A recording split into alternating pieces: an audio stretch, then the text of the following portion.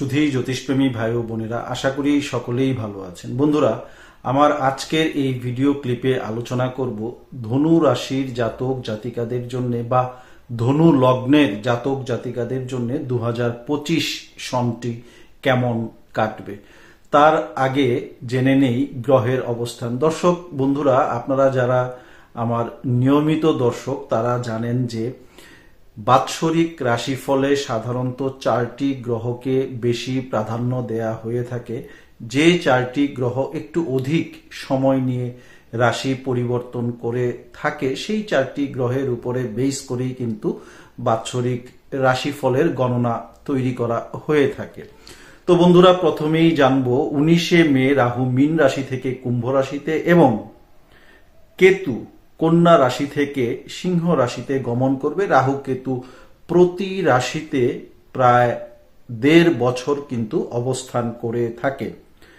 16ই মে দেবগুরু বৃহস্পতি বৃষ রাশি থেকে মিথুন রাশিতে আসবে এবং আপনারা জানেন যে বৃহস্পতি প্রতি রাশিতে প্রায় 1 বছর অবস্থান করে থাকে এবং পরিশেষে 30শে মার্চ শনি কুম্ভ রাশি থেকে মীন রাশিতে আসবে এবং আপনারা প্রায় সকলেই জেনে থাকেন যে শনি প্রতিটি রাশিতে 2.5 বছর অবস্থান করে থাকে। সংখ্যা জ্যোতিষী হিসেবে 2025 অর্থাৎ 2 + 0 + 2 + 5 = 9 অর্থাৎ এই 9 সংখ্যাটিকে সংখ্যা জ্যোতিষী অনুসারে কিন্তু মঙ্গল গ্রহ রিপ্রেজেন্ট করে থাকে। কাজেই 2025 সনটি কিন্তু মঙ্গলের বছর হতে যাচ্ছে।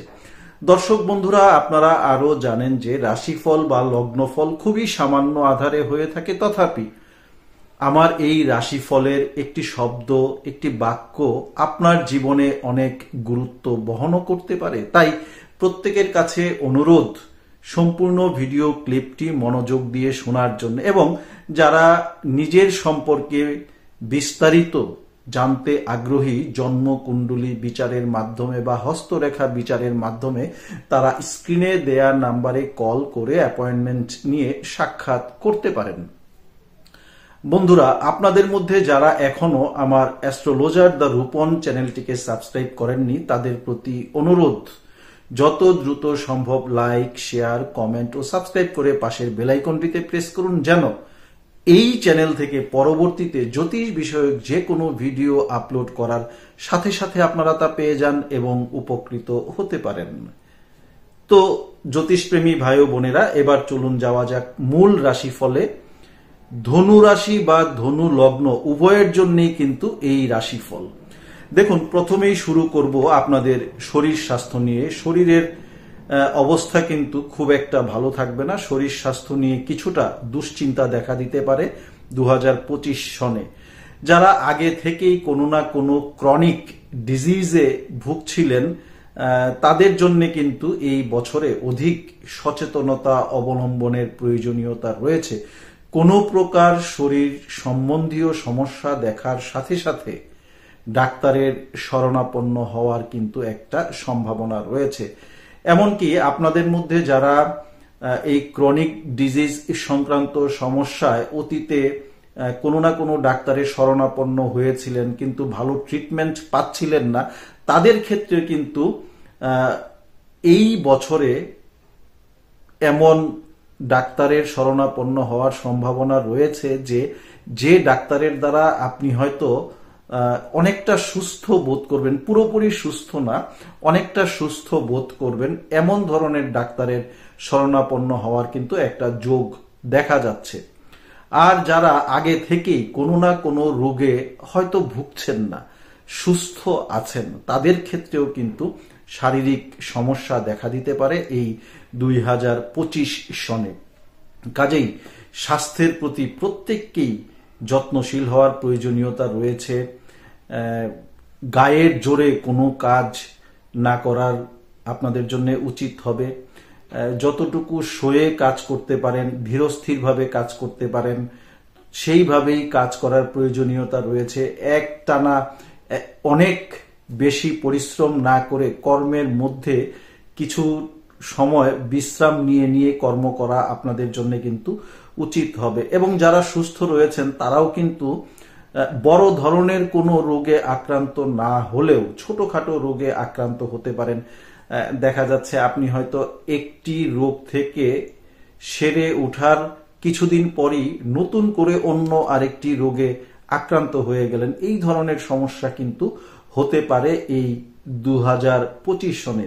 ধনু রাশি বা ধনু লগ্নের মহিলা যারা রয়েছেন, নারী যারা রয়েছেন, তাদের ক্ষেত্রে কিন্তু ব্রেস্ট টিউমার বা ব্রেস্ট রিলেটেড কোনো সমস্যা কিংবা ইউট্রাসে কোনো না কোনো সমস্যা দেখা দিতে পারে। তো ইত্যাদি মেলি রোগে ভোগার কিন্তু একটা সম্ভাবনা রয়েছে।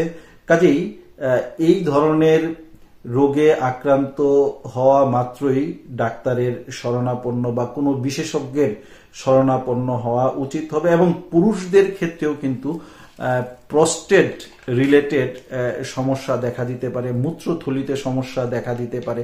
তো ইত্যাদি বিষয়ে কিন্তু আপনাদেরকে যথেষ্ট সজাগ সচেতন থাকার প্রয়োজনীয়তা রয়েছে। অনেক বিবাহিত নারীদের ক্ষেত্রে কিন্তু কনসিভেও সমস্যা দেখা দিতে পারে এই 2025 সনে। কাজেই নারীদেরকে নারী বা মেলি সংক্রান্ত যে ডিজিজগুলো রয়েছে ইত্যাদি বিষয়ে যথেষ্ট সজাগ সচেতন থাকার প্রয়োজনীয়তা রয়েছে।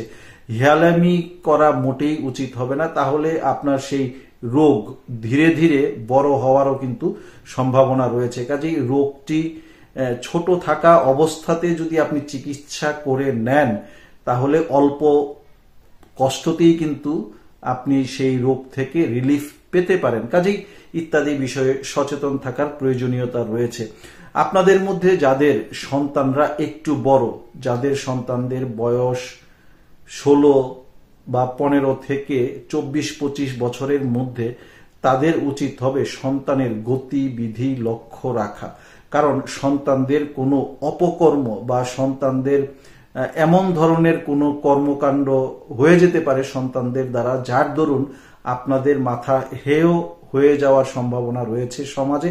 কাজেই আপনার সন্তান কখন কোথায় যাচ্ছে, কি করছে, সেই দিকে খেয়াল রাখার প্রয়োজনীয়তা রয়েছে। আপনার সন্তান হয়তো সঙ্গ দোষে অনেক ধরনের নেতিবাচক কর্মকাণ্ডের সাথে জড়িয়ে যেতে পারে, অবাধ্য হয়ে যেতে পারে, নেশাজাত দ্রব্যের সাথেও জড়িয়ে ফেলতে পারে নিজেদেরকে। কাজেই ইত্যাদি বিষয়ে সজাগ সচেতন থাকার প্রয়োজনীয়তা রয়েছে।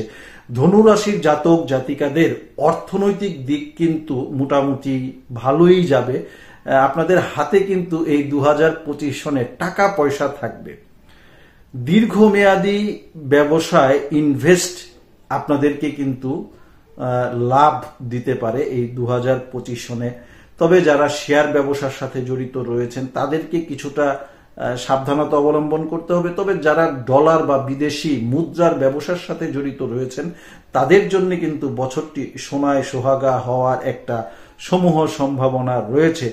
জমি জমা গাড়ি বাড়ি ক্রয়ের শুভ যোগ কিন্তু রয়েছে এই 2025 সনে। ধার দেনা না দেওয়াই উত্তম হবে। এবছর আপনি যদি কাউকে ধার দেন, কর্জ দেন, সেই ক্ষেত্রে কিন্তু সেই ধার কর্জের টাকা রিটার্ন পাওয়াটা কিন্তু আপনার জন্য অনেক কষ্টদায়ক হয়ে উঠবে। কারোর গ্যারান্টার যদি আপনি এই বছরে হন তাহলেও কিন্তু আপনাকে পস্তাতে হতে পারে। কাজেই কারোর ব্যাংক গ্যারান্টার বা কারোর এই জাতীয় অর্থনৈতিক বা জমি জমা সংক্রান্ত বিষয়ে গ্যারান্টার না হওয়াই কিন্তু আপনার জন্য উত্তম।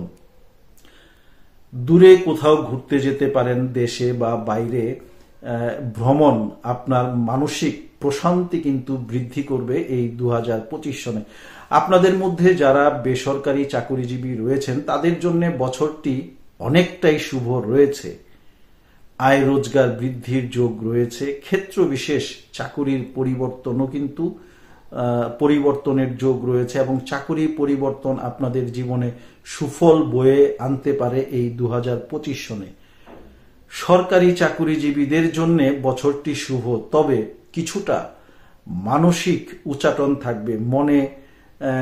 মনে এক ধরনের শত্রু ভয় কিন্তু আপনাদের থাকবে এবং প্রকৃত অর্থেই শত্রু ভয় আপনাদেরকে অনেকটাই বিচলিত করবে, মানসিকভাবে এক ধরনের পীড়া যোগাবে। কাজেই আপনার শত্রুরা যেন আপনার কর্মের ভুলের কারণে কোনো সুযোগ না পায়, সেই দিকে আপনাদেরকে সচেতন হয়ে কিন্তু কর্মকাণ্ড করে যেতে হবে। ব্যবসায়ীদের জন্য বছরটি টানা 12 মাসই যে ভালো যাবে বিষয়টি কিন্তু মোটেই তেমন নয়। তবে ওকেশনালি বছরটি আপনার ওকেশনালি আপনার ব্যবসা বাণিজ্য ভালো হবে, বা সিজন ভিত্তিক ব্যবসা বাণিজ্য ভালো হবে, এবং তা দিয়েই আপনি গোটা বছরটা ভালোভাবে অতিক্রম করতে সক্ষম হবেন। তবে ব্যবসায়ীদের ক্ষেত্রে এবং চাকুরিজীবী উভয়ের ক্ষেত্রেই তথা কর্মক্ষেত্রে আপনাদের কিন্তু শত্রু থাকবে, অনেকের সাথে শত্রুতা থাকবে। সেই দিকে বিশেষ খেয়াল রাখার প্রয়োজনীয়তা রয়েছে। প্রয়োজনে আপনার আশেপাশের কোনো ভালো জ্যোতিষীর পরামর্শ নিয়েও আপনি কর্ম পরিচালনা করতে পারেন। আপনাদের মধ্যে যারা ডাক্তার, উকিল, ইঞ্জিনিয়ার রয়েছেন তাদের জন্যও কিন্তু বছরটি অত্যন্ত শুভ ফলপ্রসূ। যারা শিল্পী, ইউটিউবার, ফ্রিল্যান্সার রয়েছেন তাদের জন্যও কিন্তু বছরটি অত্যন্ত শুভ ফলপ্রসূ, এবং আপনাদের আয় রোজগার বৃদ্ধিরও কিন্তু একটি যোগ দেখা যাচ্ছে। আপনাদের মধ্যে যারা রাজনৈতিক নেতা রয়েছেন তাদের জন্য কিন্তু বছরটি অনেকটাই চ্যালেঞ্জিং হয়ে যেতে পারে। কোনো ধরনের ছল বা প্রতারণা হওয়ারও কিন্তু সম্ভাবনা রয়েছে। কাজেই যারা রাজনৈতিক নেতা রয়েছেন তাদের উচিত হবে আপনি কার সাথে কোন ধরনের সম্পর্কে জড়িয়ে যাচ্ছেন, কার সাথে কোন ধরনের ডিলিংসে কোন ধরনের কমিটমেন্ট করছেন ইত্যাদি বিষয়ে ব্যক্তি ভালোভাবে যাচাই বাছাই করে নির্বাচন করা উচিত হবে। কারণ আপনি যদি ব্যক্তি নির্বাচন করতে না পারেন তাহলে ওই ব্যক্তি কিন্তু আপনার সাথে ছল বা বড় ধরনের প্রতারণা করতে পারে, এবং আপনি এতে করে আপনার বড় ধরনের ক্ষতি হয়ে যেতে পারে আপনার কেরিয়ারে, এবং আপনি নিজেও আর্থিকভাবে কেরিয়ারের দিক দিয়ে অনেকটাই পেছনে পড়ে যেতে পারেন, পেছনে পড়ে যাওয়ার একটা সম্ভাবনা রয়েছে। কাজেই রাজনৈতিক নেতাদেরকে ইত্যাদি বিষয়ে সজাগ সচেতন থাকতে হবে। আপনাদের মধ্যে যারা বেকার রয়েছেন, যারা গত 2-3 বছর চেষ্টার পরেও কোনো কর্মের সন্ধান করতে পারছিলেন না, তাদের জন্য কিন্তু 2025 সনটি অত্যন্ত শুভ ফলপ্রসূ। এ বছরে একটু চেষ্টা করলেই আপনারা কিন্তু কর্মের সন্ধান করতে সক্ষম হবেন।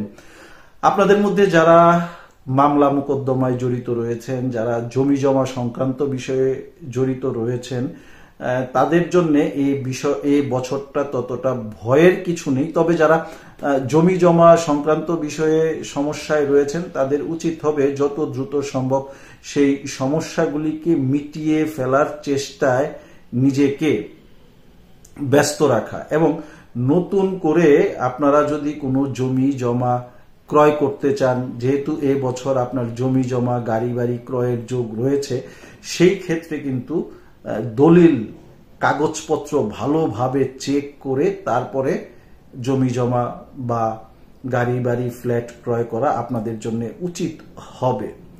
দাম্পত্য জীবনে কিছুটা সমস্যা থাকলেও বড় ধরনের কোনো সমস্যা বা ডিভোর্সের মতো ঘটনা ঘটার তেমন কোনো যোগ দেখা যাচ্ছে না। তবে সকাল বিকাল কিছুটা স্বামী স্ত্রীর মধ্যে মতানৈক্য, ঝগড়াঝাটি ইত্যাদি দেখা দিতে পারে। তবে পরিবারের অন্যান্য সদস্যদের সাথে কিন্তু আপনাদের সম্পর্ক ভালোই থাকবে।